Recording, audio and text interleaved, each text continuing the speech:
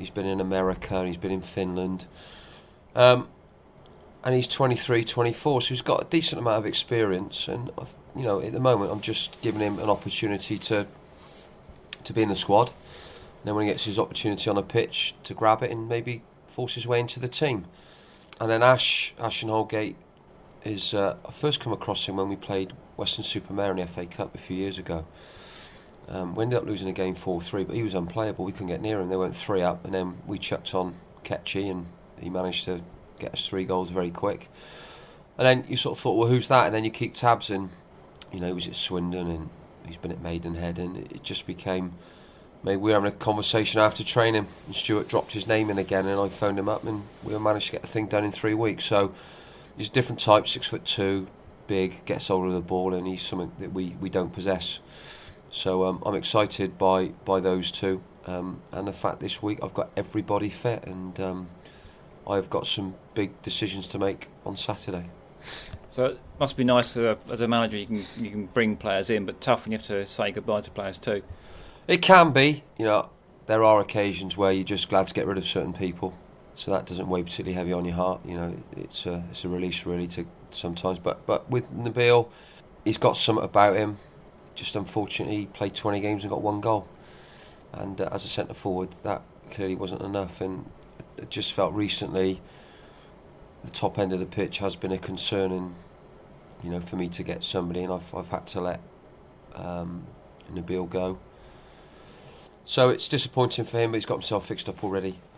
He's at Kettering. So yeah, it's I'm trying to keep a little bit of stability in the squad, which clearly I am, because the majority of the lads were with me last season. They're still here, but it's just a tinkering with it. And we've got Ash to the end of the season. It's up to him to earn a contract for next year. So weather's been appalling recently. Have you been able to train on the 3G pitch? Yeah, we trained. I mean, it was very difficult Saturday because the game got called off virtually as everybody was arriving, and the 3G was booked up with matches, and we couldn't get on the pitch. So it was a case of get yourself back in the car, lads, and see you Tuesday night for what we thought was going to be a game, and then that got called off. So we trained. So tonight I want to make sure that we're training on a Thursday. It's going to be constructive and positive, and it's a preparing for our game, the first one in 2 weeks. So how do you keep the players sharp in that sort of situation?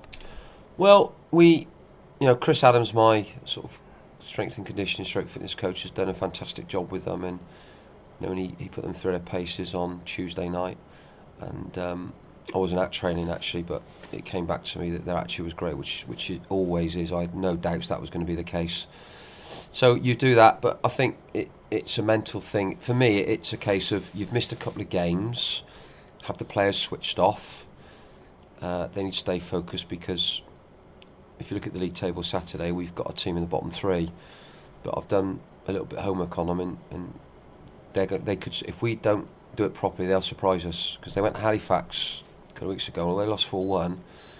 The report I got back was it was a very tight game, and they were very unfortunate not to get something out of it. I was going to say, I mean, it's almost like going to a lower league club in the FA Cup, isn't it? If you switch off, football's a funny sort of game. You can get punished, can't you? Well, we've had that already this year. So the last time we had that scenario, we managed to cope and get through it. We've got a couple of real tough games coming up in Bradford and Chester away from home. So it's really important we get a win on Saturday. But our performance levels have been very good, and if we can maintain those, then we'll give ourselves a chance. If we take our eye off the ball and we're not quite at our best, then we won't take 3 points, and they'll go back at the motorway with something. So it's games are won and lost on very fine margins, and we got to make sure we're the right side of that line and do it properly on Saturday. So you've got 4 fit strikers to choose from. Does that give you selection problems and formation problems as well? It wouldn't give me formation problems, but it does give me selection issues, because I think probably if we were, the game last Saturday got called off, I probably would have stuck with the same side. But I've now got to weigh up a game on Saturday, a game on Tuesday, and I've got to try and make sure that I use my squad to the best that I can. So it might be that I make changes for Saturday and then see what we've got left over for Tuesday. So yeah, I've got some big decisions to make on Saturday, but what people do in training on a Thursday night will help their cause or not. And so, knowing this club, I suspect the chairman's been out most of the week with a mop and bucket on the pitch. How's the pitch looking?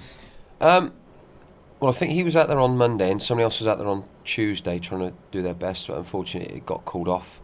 It was a strange one, really, because the game should have been called off early on Saturday, but didn't, because it was raining at the time, and we told the official, look, this is just going to fill up with water and there'd be puddles everywhere, which when the match official turned up was exactly the case, so it got called off. And then Tuesday afternoon, there wasn't a drop of rain in the air, and but the forecast was for it to rain, and it got called off on the strength of a forecast.